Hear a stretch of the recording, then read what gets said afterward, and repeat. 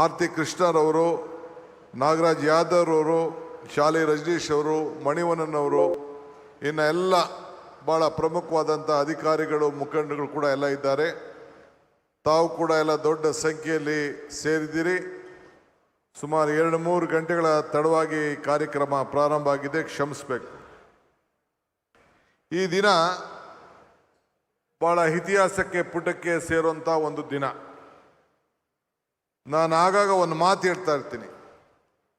ನಾನು ಹಿಂದೆ ಒಂದು 25 ವರ್ಷದಿಂದ ಒಂದು ಮಾತು ಹೇಳಿದ್ದೆ ವಿಧಾನಸೌಧದಲ್ಲಿ ಒಂದು ಸಂದರ್ಭದಲ್ಲಿ. ನೀವು 3 ಕೆಗಳನ್ನು ನೆನಪಿಟ್ಕೊಳ್ಬೇಕು ಅಂತ. ಒಂದು ಕೆಂಪೇಗೌಡರು, ಬೆಂಗಳೂರನ್ನ ಕಟ್ಟಿದಂಥ ಕೆಂಪೇಗೌಡರು. ಎರಡನೇದು ವಿಧಾನಸೌಧ ಕಟ್ಟಿದಂಥ ಕೆಂಗಲ್ ಹನುಮಂತಯ್ಯನವರು. ಮೂರನೇದು ಬೆಂಗಳೂರನ್ನು ಅಂತಾರಾಷ್ಟ್ರೀಯ ಮಟ್ಟಕ್ಕೆ ತೆಗೆದುಕೊಂಡು ಹೋದಂಥ ಎಸ್.ಎಂ. ಕೃಷ್ಣರವರು.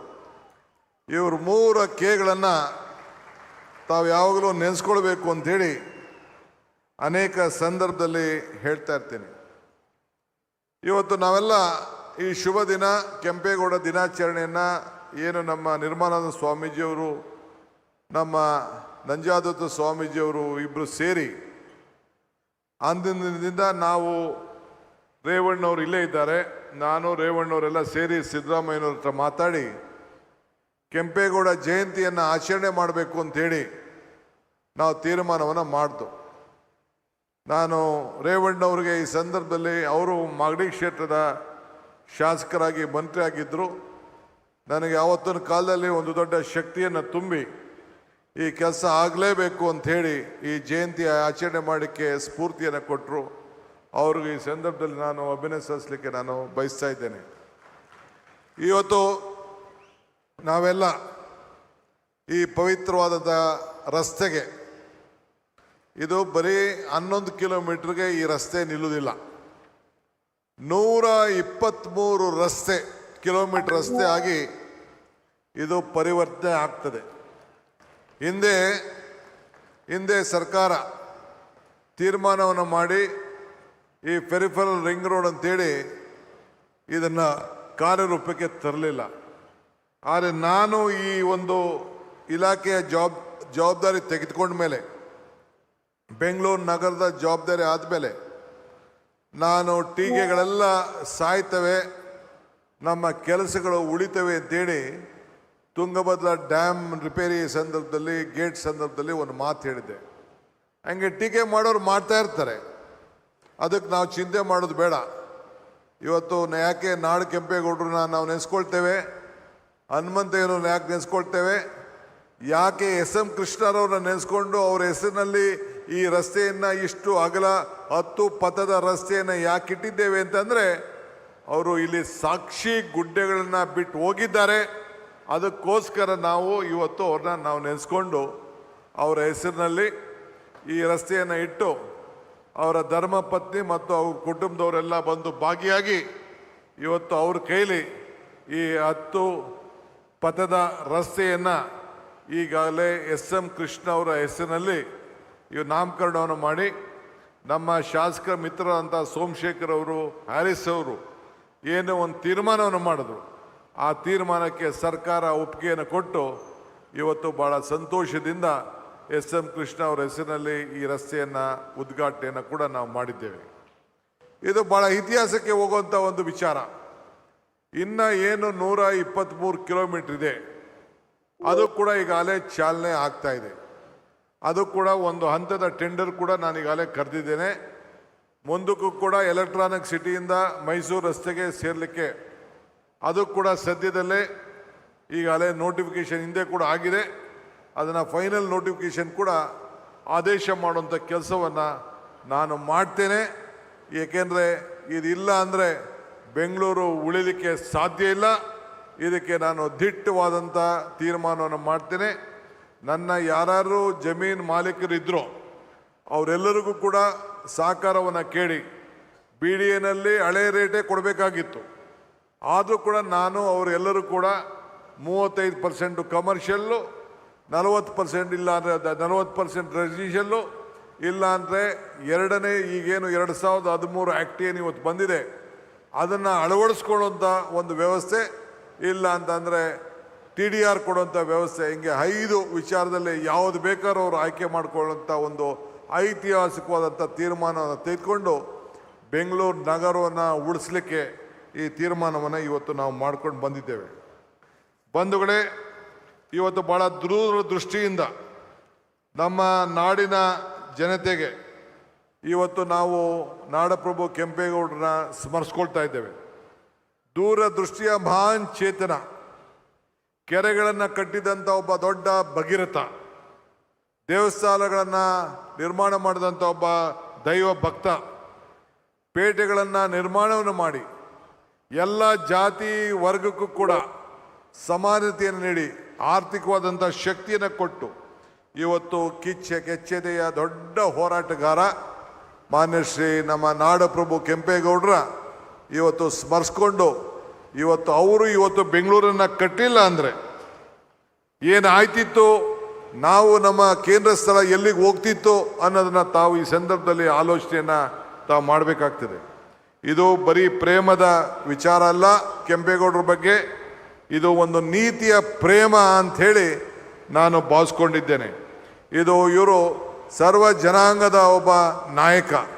ಆದ್ದರಿಂದ ಇವತ್ತು ಇವರು ಹುಟ್ಟು ಒಕ್ಕಲಿಗರಾದರೂ ಕೂಡ ವಿಶ್ವ ಮಾನವ ತತ್ವವನ್ನು ಗಮನದಲ್ಲಿಟ್ಕೊಂಡು ಪ್ರತಿ ಹಂತದಲ್ಲೂ ಕೂಡ ಅವರು ಆ ಕೆಲಸವನ್ನು ಮಾಡಿಕೊಂಡು ಬಂದಿರೋದು ನಾವೆಲ್ಲ ಕೂಡ ಗಮನದಲ್ಲಿಟ್ಕೊಂಡಿದ್ದೇವೆ.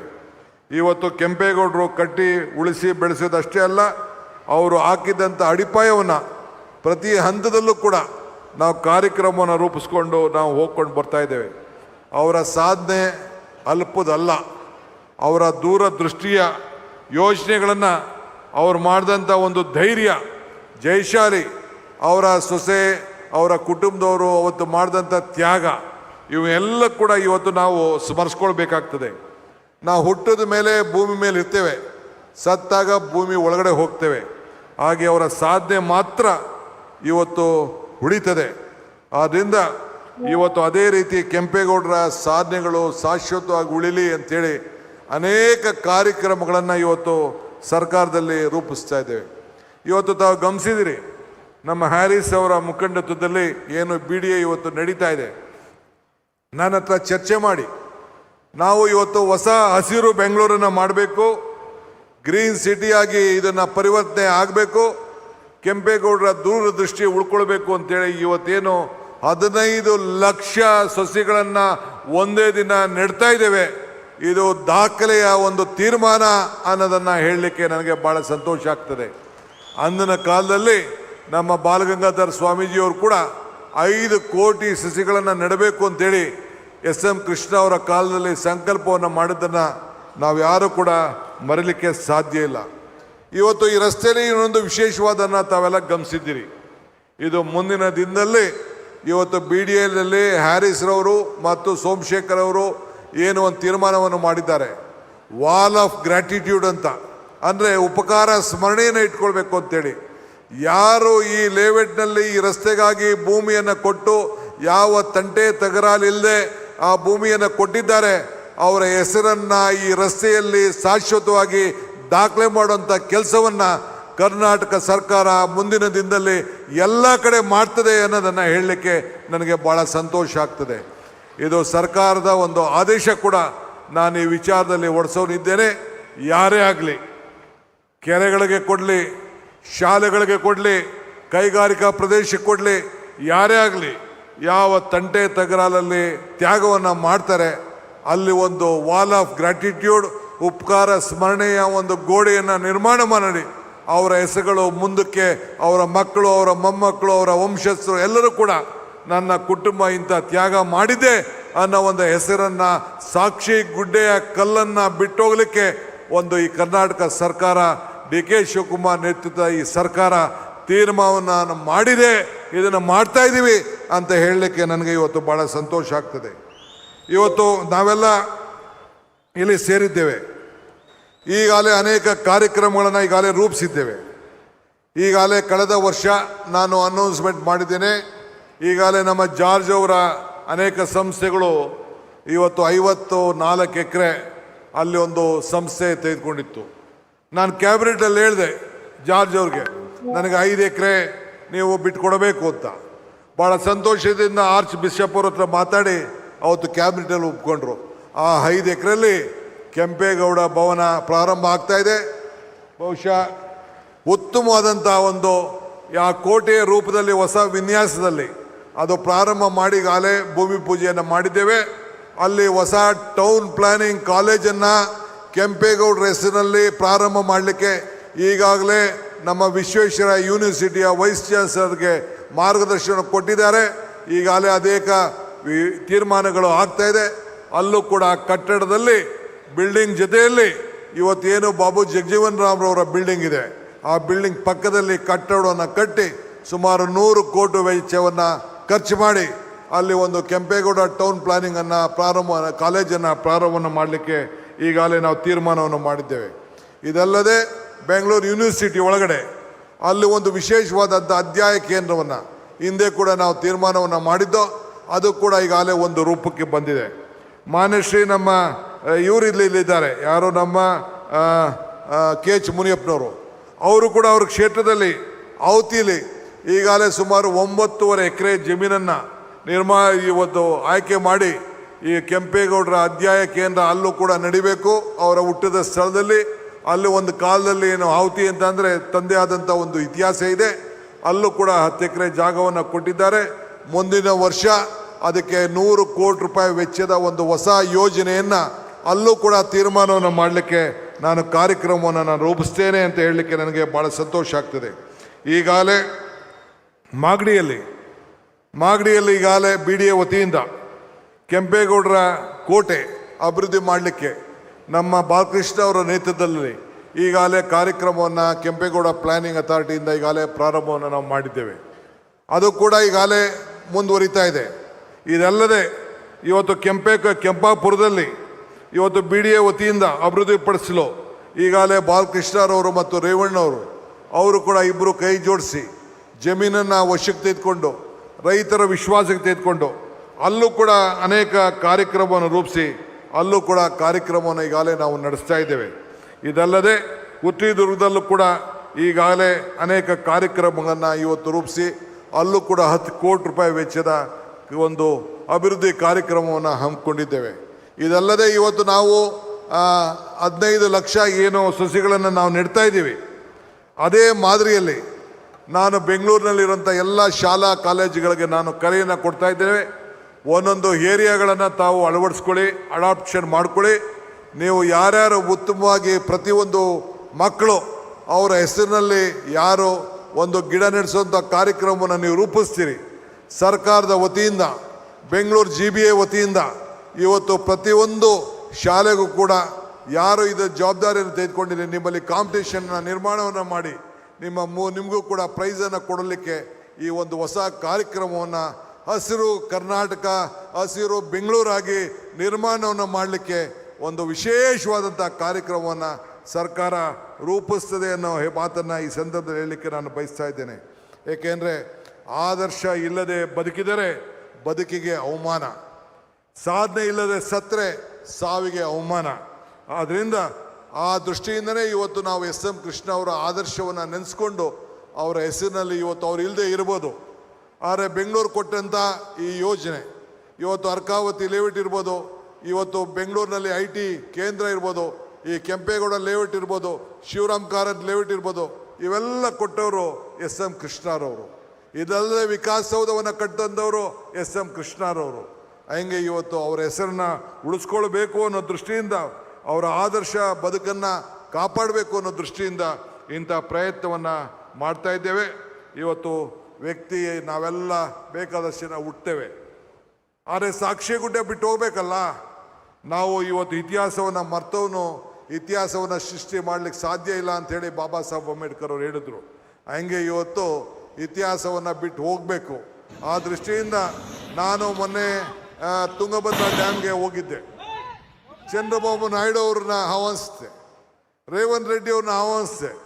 ನಮ್ಮ ಸೆಂಟ್ರಲ್ ಮಿನಿಸ್ಟರ್ ಆದಂಥ ಪಾಟೀಲ್ ರವರ ನೇತೃತ್ವದಲ್ಲಿ 3 ಜನ ಮುಖ್ಯಮಂತ್ರಿಗಳು ಸೇರಿ ಈ ರಾಜ್ಯದ ರೈತರ ಬದುಕಿನಲ್ಲಿ ನಮ್ಮಲ್ಲಿರುವಂಥ ಸಮಸ್ಯೆಗಳನ್ನು ಬಗೆಹರಿಸ್ಕೊಂಡು ಮುಂದಿನ ಈ ನಮ್ಮ ಏನೇನು ಸಮಸ್ಯೆ ಇದೆ ಎಲ್ಲ ದೂರ ಇಟ್ಟು ರೈತರ ಬದುಕನ್ನು ಉಳಿಸ್ಬೇಕು, ರೈತರನ್ನ ಕಾಪಾಡಬೇಕು ಅಂತೇಳಿ ಒಂದು ಐತಿಹಾಸಿಕವಾದ ತೀರ್ಮಾನವನ್ನು ಮಾಡಿದ್ರು. ಆಗ ಒಂದು ಮಾತು ಹೇಳಿದ್ದೇನೆ ನಾನು, ಇತಿಹಾಸವನ್ನು ಓದಲು ನನಗಿಷ್ಟ ಇಲ್ಲ, ಇತಿಹಾಸವನ್ನು ಬರೆಯಲು ನನಗಿಷ್ಟ ಇಲ್ಲ, ಇತಿಹಾಸವನ್ನು ನಿರ್ಮಾಣ ಮಾಡಲು ನನ್ನ ಸಂಕಲ್ಪ, ನಮ್ಮ ಇಚ್ಛೆ ಅನ್ನೋ ಮಾತನ್ನು ಈ ಸಂದರ್ಭದಲ್ಲಿ ಹೇಳಲಿಕ್ಕೆ ನಾನು ಬಯಸ್ತಾ ಇದ್ದೇನೆ. ಆದ್ದರಿಂದ ಇವತ್ತು ಜೀವನದಲ್ಲಿ ನಾವು ಹೋರಾಟ ಮಾಡಲಿಲ್ಲ ಅಂತಂದರೆ ನಾವೇನು ಸಾಧನೆ ಮಾಡಲಿಕ್ಕೆ ಸಾಧ್ಯ ಇಲ್ಲ. ನಾನು ಆಗಾಗ ಒಂದು ಮಾತು ಹೇಳ್ತಾ ಇರ್ತೀನಿ, ದೇವರು ವರನೂ ಕೊಡೋದಿಲ್ಲ, ಶಾಪನೂ ಕೊಡೋದಿಲ್ಲ, ಅವಕಾಶ ಮಾತ್ರ ಕೊಡ್ತಾನೆ. ಆ ಕೊಟ್ಟಂಥ ಅವಕಾಶದಲ್ಲಿ ಇವತ್ತು ನಾವು ಏನು ಸಾಧನೆ ಮಾಡ್ತೀವಿ ಅದು ಭಾಳ ಮುಖ್ಯ. ಆದ್ದರಿಂದ ನೀವು ಕೊಟ್ಟಂಥ ಶಕ್ತಿ ನಾನು ಮರೀಲಿಕ್ಕೆ ಸಾಧ್ಯ ಇಲ್ಲ. ಇವತ್ತು ಈ ಕ್ಷೇತ್ರದ ಜನಪ್ರಿಯ ಶಾಸಕರಾದಂಥ ಸೋಮಶೇಖರ್ ಅವರು, ಈ ಜಿಲ್ಲೆಯಲ್ಲಿ ಇರೋಂಥ ಎಲ್ಲ ಶಾಸಕರು, ನಮ್ಮ BDA ಅಧ್ಯಕ್ಷರಾದಂಥ ಹ್ಯಾರಿಸ್ರವರು ಎಲ್ಲರೂ ಕೂಡ ಈ ಕಾರ್ಯಕ್ರಮಕ್ಕೆ ಮತ್ತು ಈ ಬೆಂಗಳೂರು ಅಭಿವೃದ್ಧಿಗೆ ಇವತ್ತು ಹಗಲು ರಾತ್ರಿ ದುಡಿತಾ ಇದ್ದಾರೆ. ನಾಳೆನೋ ನಾಳಿದ್ದೋ ಇನ್ನು ದಿನಾಂಕ ನಿಗದಿಯಾಗಿದೆ. ಒಂದು ಹೊಸ ಶಾರ್ಟ್ ಟನಲನ್ನು ಹೆಬ್ಬಾಳ ಕ್ಷೇತ್ರದಲ್ಲಿ ಈಗಾಗಲೇ ಪ್ರಾರಂಭವನ್ನು ನಾವು ಮಾಡ್ತಾ ಇದ್ದೇವೆ. ಮುಂದೆ ಒಂದು ದೊಡ್ಡ ಟನಲನ್ನು ಮಾಡಲಿಕ್ಕೆ ಈಗಾಗಲೇ ತೀರ್ಮಾನ ಮಾಡಿದ್ದೇವೆ.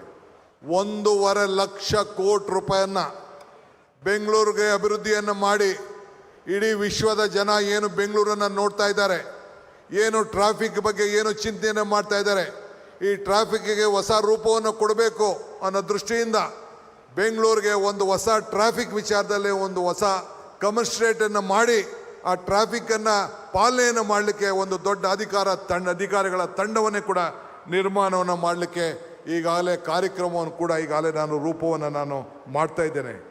ಏನು ಜನ ಈ ನನ್ನ ಮೇಲೆ ಏನು ಅಪಾರವಾದಂಥ ವಿಶ್ವಾಸವನ್ನು ನೀವೆಲ್ಲ ಏನು ಇಟ್ಟಿದ್ದೀರಿ, ಆ ವಿಶ್ವಾಸವನ್ನು ಉಳಿಸ್ಕೊಂಡು ಹೋಗ್ತೇನೆ. ಪ್ರೀತಿ ವಿಶ್ವಾಸ ಇರಲಿ. ಎಲ್ಲೂ ಕೂಡ ಎಲ್ಲಿ ಶ್ರಮ ಇದೆ ಅಲ್ಲಿ ಫಲ ಇಲ್ಲ. ಯಾವ ಭೂಮಿ ಕೂಡ ಹೊಲ ಉಳಿದೆ ಹೊಲ ಜಮೀನು ಮಟ್ಟ ಆಗ್ಲಿಕ್ಕೆ ಸಾಧ್ಯ ಇಲ್ಲ. ಹಂಗೆ ಪ್ರತಿಯೊಬ್ಬರು ಕೂಡ ನಾವು ರೈತರ ಮಕ್ಕಳು. ಈ ಭೂಮಿಯನ್ನು ಕಳ್ಕೊಂಡವ್ರ ಬಗ್ಗೆ ನಮಗೆ ವಿಶ್ವಾಸ ಇದೆ, ಈ ಭೂಮಿ ಕಳ್ಕೊಂಡಂಥವ್ರ ಬಗ್ಗೆ ನಮಗೆ ಅರಿವಿದೆ. ಆದರೆ ಯಾರೋ ತ್ಯಾಗ ಮಾಡಬೇಕಲ್ಲ, ಆ ತ್ಯಾಗ ಮಾಡಲಿಲ್ಲ ಅಂತಂದರೆ ಈ ಕೆಂಗೇರಿ ಟೌನ್ ಹೆಂಗಾಯ್ತು, ಈ ಯಲಹಂಕ ಟೌನ್ ಹೆಂಗಾಯ್ತು, ಈ ನಮ್ಮ ಪರಮೇಶ್ವರ್ ಅವರು ಬೆಂಗಳೂರಿನಲ್ಲಿ ಟೌನ್ಶಿಪ್ ಮಾಡೋ ಇದನ್ನು ತುಮಕೂರಿನಲ್ಲಿ ಟೌನ್ಶಿಪ್ ಮಾಡಬೇಕು, ಹೊಸ ಬೆಂಗಳೂರು ಆಗಬೇಕು ಅನ್ನೋದನ್ನು ಅವ್ರು ಕರೀತಾ ಇದ್ದಾರೆ. ಅದು ಭೂಮಿ ಅಲ್ವೇ? ಆದ್ದರಿಂದ ಈ ಸಂದರ್ಭದಲ್ಲಿ ನಾನು ಬೇರೆ ವಿಚಾರಗಳನ್ನು ಮಾತಾಡೋಕ್ಕೆ ಹೋಗೋದಿಲ್ಲ. ಬೇರೆ ಸಂದರ್ಭದಲ್ಲಿ ವಿಚಾರವನ್ನು ತಿಳಿಸ್ತೇನೆ. ಈ ದೇಶಕ್ಕೆ ಇಡೀ ದೇಶ ಭಾರತ ಇಡೀ ಬೆಂಗಳೂರು ನಗರವನ್ನು ನೋಡ್ತಾ ಇದೆ. ಇಡೀ ವಿಶ್ವದ ನಾಯಕರುಗಳು ಬೆಂಗಳೂರು ಮುಖಾಂತರ ಭಾರತವನ್ನು ನೋಡ್ತಾ ಇದ್ದಾರೆ. ಇದನ್ನು ಪ್ರಧಾನಮಂತ್ರಿಗಳು ಒಪ್ತಾರೆ, ವಿಶ್ವದ ಎಲ್ಲ ಜನರು ಕೂಡ ಒಪ್ತಾರೆ. ಇದು ಬೆಂಗಳೂರು ನಿಮ್ಮ ನಗರ ಅಲ್ಲ, ನನ್ನ ನಗರ ಅಲ್ಲ, ವಿಶ್ವದ ನಗರ ಅನ್ನೋದನ್ನು ಯಾರು ಕೂಡ ಮರಲಿಕ್ಕೆ ಸಾಧ್ಯ ಇಲ್ಲ. ಆದ್ದರಿಂದ ನೀವೆಲ್ಲ ಸೇರಿ ಕೈ ಜೋಡಿಸಿದ್ದೀರಿ. ಅಧಿಕಾರಿಗಳು ಶ್ರಮ ಪಟ್ಟಿದ್ದಾರೆ. ಟೀಕೆಗಳು ಬರ್ತವೆ, ಟೀಕೆಗಳು ಆಗಾಗ ಬೇಕಾದಷ್ಟು ಸುರುಮಳೆ ಆಗಿರ್ತದೆ. ಆದರೆ ಟೀಕೆಗಳು ಮತ್ತೆ ಸಾಯ್ತವೆ, ನಮ್ಮ ಕೆಲಸಗಳು ಮಾತ್ರ ಉಳಿತದೆ. ಆದ್ದರಿಂದ ಇವತ್ತು 4 ಜನ ಶ್ರೀಗಳು ಬಂದು ಈ ಭವ್ಯವಾದಂಥ ವೇದಿಕೆಯಲ್ಲಿ ಬಂದು ನಮಗೆಲ್ಲ ಆಶೀರ್ವಚನವನ್ನು ಮಾಡಿದ್ದಾರೆ. ನಿಶ್ಚಲಾನಂದ ಸ್ವಾಮೀಜಿಯವರು ಮಾತಾಡಬೇಕಾಗಿತ್ತು, ಸಭೆಯ ಅಭಾವದಿಂದ ಇನ್ನು ಅನೇಕ ಮಂತ್ರಿಗಳು ಮಾತಾಡಬೇಕಾಗಿತ್ತು. ಸಭಾವದ ಅಭಾವದಿಂದ ನಾನು ಅವ್ರಿಗೆಲ್ಲರೂ ಕೂಡ ನನ್ನ ಕ್ಷಮಣೆ ಕೇಳ್ತೇನೆ. ಇವತ್ತು ಇಷ್ಟು ದೊಡ್ಡ ಸಂಖ್ಯೆಯಲ್ಲಿ ತಾವೆಲ್ಲ ಸೇರಿ ಭವ್ಯವಾದಂಥ ಸ್ವಾಗತವನ್ನು ಮಾಡಿ ಈ SM ಕೃಷ್ಣರವರ ಹೆಸರಿನಲ್ಲಿ ಈ ಒಂದು 10 ಪದದ ರಸ್ತೆಗೆ ಸಾಕ್ಷಿಯಾಗಿದ್ದೀರಿ. ನಿನ್ನೆ ರಾತ್ರಿ ಸುಮಾರು 70,000 ಜನ ಈ ರಸ್ತೆ ನೋಡಲಿಕ್ಕೆ ಬಂದಿದ್ದರಂತೆ. ಲೈಟಿನ ಅಲಂಕಾರವನ್ನು ನೋಡಲಿಕ್ಕೆ ಬಂದರಂತೆ. ನನಗೂ ಕೂಡ ನೀನು ಬರಬೇಕು ಅಂತೇಳಿ ಸೋಮಶೇಖರ್ ಮತ್ತು ನಮ್ಮ ಹ್ಯಾರಿಸ್ ಅವರು ಹೇಳಿದ್ದಾರೆ. ಈ 3 ದಿನದಲ್ಲಿ ಯಾವತ್ತಾರು ಬಂದು ನೋಡಿ ಆನಂದ ಪಡುವಂಥ ಕೆಲಸವನ್ನು ನಾನು ಮಾಡ್ತೇನೆ. ಈಗ ತಾನೇ SM ಕೃಷ್ಣರವರ ಕುಟುಂಬ ಎಲ್ಲ ಕೂಡ ಬಂದು ಇದಕ್ಕೆ ಒಂದು ಸಾಕ್ಷಿಯಾಗಿ ಇವತ್ತು ಹೋದರು.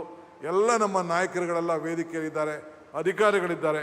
ತಾವು ಯಾರ್ಯಾರು ಈ ಭೂಮಿಯನ್ನು ಕಳ್ಕೊಂಡಿದ್ದೀರಿ, ರೈತರುಗಳು, ಅವರೆಲ್ಲರೂ ಕೂಡ ಈ ಸಂದರ್ಭದಲ್ಲಿ ತುಂಬ ಹೃದಯದ ಕೃತಜ್ಞತೆಯನ್ನು ಅರ್ಪಿಸಿ, ನಿಮ್ಮ ತ್ಯಾಗ ಇಡೀ ಬದುಕಿನಲ್ಲಿ ಒಂದು ಶಾಶ್ವತವಾಗಿರ್ತದೆ. ನಾನು ಇನ್ನೊಂದು ಮಾತು ಹೇಳ್ತಾ ಇರ್ತೇನೆ, ಮನುಷ್ಯನ ಹುಟ್ಟು ಆಕಸ್ಮಿಕವಾದದ್ದು, ಸಾವು ಅನಿವಾರ್ಯ, ಜನನ ಉಚಿತ, ಮರಣ ಖಚಿತ. ಹಂಗೆ ಹುಟ್ಟು ಸಾವಿನ ಮಧ್ಯದಲ್ಲಿ ಯಾರು ಏನು ಸಾಧನೆ ಮಾಡ್ತಾರೆ, ಯಾರು ಏನು ತ್ಯಾಗ ಮಾಡ್ತಾರೆ, ಅದು ಭಾಳ ಮುಖ್ಯ. ಆ ಹಿನ್ನೆಲೆಯಲ್ಲಿ ನಿಮ್ಮೆಲ್ಲರ ತ್ಯಾಗ ಭಾಳ ಭಾಳ ಅಪೂರ್ವವಾದದ್ದು. ನಿಮ್ಮ ತ್ಯಾಗಕ್ಕೆ ನನ್ನ ಕೋಟಿ ನಮಸ್ಕಾರ ಹೇಳಿ ಮತ್ತು ಕೆಂಪೇಗೌಡರ ಜಯಂತಿ ದಿನ ಮುಂದಿನ ವರ್ಷದಿಂದ ಒಂದು ಪ್ರಕಟಣೆಯನ್ನು ಮಾಡಲಿಕ್ಕೆ ನಾನು ಬಯಸ್ತಾ ಇದ್ದೇನೆ. ಮುಂದಿನ ವರ್ಷದಿಂದ ಪ್ರತಿ ಒಂದು 28 ವಿಧಾನಸಭಾ ಕ್ಷೇತ್ರ ಇದೆ. ಪ್ರತಿ ವರ್ಷ ಕೂಡ ಒಂದೊಂದು ವಿಧಾನಸಭಾ ಕ್ಷೇತ್ರದಲ್ಲಿ ಈ ರೀತಿ ಕಾರ್ಯಕ್ರಮವನ್ನು ಕ್ಷೇತ್ರದಲ್ಲಿ ಯಾರು ಮುಖಂಡಗಳು ಶಾಸಕರು ಜವಾಬ್ದಾರಿ ವಹಿಸ್ಕೊಳ್ತಾರೋ ಅಲ್ಲಿ ವಿಶೇಷವಾದಂಥ ಅನುದಾನವನ್ನು ಕೊಟ್ಟು ಆ ಕ್ಷೇತ್ರಗಳಲ್ಲಿ ಮಾಡೋಂಥ ಕೆಲಸವನ್ನು ನಾವು ಮಾಡ್ತೇವೆ. ಸೊ ಎಲ್ಲರಿಗೂ ಕೂಡ ಈ ಕೆಂಪೇಗೌಡರನ್ನ ಪರಿಚಯವನ್ನು ಮಾಡಿಕೊಡುವಂಥ ಕೆಲಸವನ್ನು ಮಾಡ್ತೇವೆ. ಇಡೀ ರಾಜ್ಯದ ಉದ್ದಗಲಕ್ಕೂ ಕೂಡ ಈ ಕಾರ್ಯಕ್ರಮ ನಡೀತದೆ. ಇಷ್ಟು ಮಾತನ್ನು ಹೇಳಿ ತಮ್ಮೆಲ್ಲರೂ ಕೂಡ ಶುಭವನ್ನು ಹಾರೈಸಿ ನನ್ನ ಮಾತನ್ನು ಮುಗಿಸ್ತೇನೆ. ಜೈ ಹಿಂದ್, ಜೈ ಕರ್ನಾಟಕ, ಜೈ ಕೆಂಪೇಗೌಡ.